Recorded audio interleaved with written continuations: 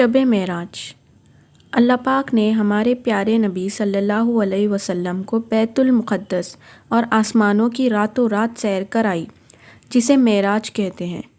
قرآن شریف میں تم اس کے بارے میں پڑھو گے۔ شروع اللہ کے نام سے جو بڑا مہربان نہایت رحم والا ہے۔ پاک ذات ہے جو لے گیا اپنے بندوں کو راتوں رات ادب والی مسجد سے مسجد اقصیٰ تک، جس میں ہم نے خوبیاں رکھی ہے کہ دکھلا دے اس کو اپنی قدرت کے نمونے، وہی سنتا دیکھتا ہے۔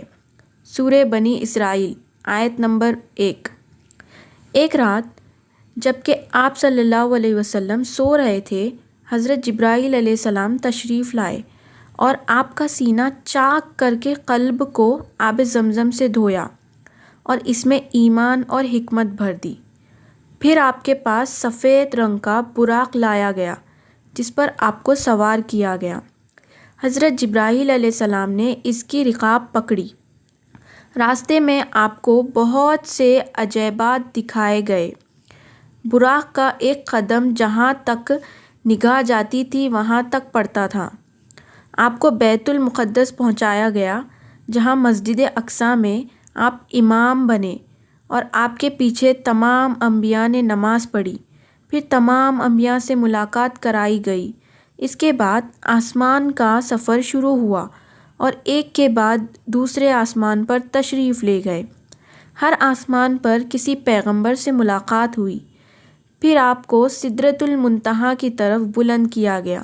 اس کا ذکر قرآن پاک میں اس طرح آیا ہے کہ جس نے جبرائیل علیہ السلام کو دوسری بار سدرۃ المنتہا کے پاس دیکھا۔ سورہ النجم آیت 13 سے 14۔ یہاں تک کہ ایک مقام پر پہنچ کر حضرت جبرائیل ٹھہر گئے۔ ہمارے پیارے نبی صلی اللہ علیہ وسلم نے فرمایا کہ ایسے مقام میں کوئی دوست اپنے دوست کو چھوڑتا ہے۔ انہوں نے کہا کہ اگر میں اس مقام سے آگے بڑھوں تو نور سے جل جاؤں۔ پھر آپ کو نور سے پیوست کر دیا گیا اور 70,000 حجاب طے کرائے گئے، یہاں تک کہ تمام انسانوں اور فرشتوں کی آہٹ ختم ہو گئی، یہاں تک کہ آپ عرش عظیم تک پہنچ گئے۔ اللہ تعالیٰ کی تعریف سے ہمارے پیارے نبی صلی اللہ علیہ وسلم کو امت کے لیے تحفے دیے گئے۔ وہ یہ ہیں کہ پہلا تحفہ 5 وقت کی نمازیں فرض کی گئی۔ 5 وقت کی نمازیں جو ہم دن بھر میں پڑھتے ہیں، فجر، ظہر، عصر، مغرب اور عشاء، یہ 5 نمازیں فرض کی گئی اللہ تعالیٰ کی طرف سے ہم سب امتیوں پر۔ دوسرا، سورہ بقرہ کا آخری رکوع دیا گیا۔ تیسرا، جو شخص آپ کی امت میں اللہ تعالیٰ کے ساتھ کسی کو شریک نہ ٹھہرائے، اس کے گناہ معاف کیے گئے۔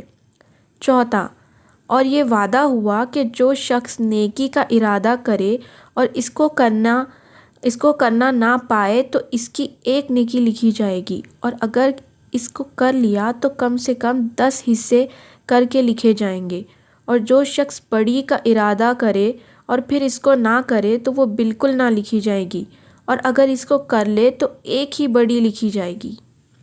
سبحان اللہ۔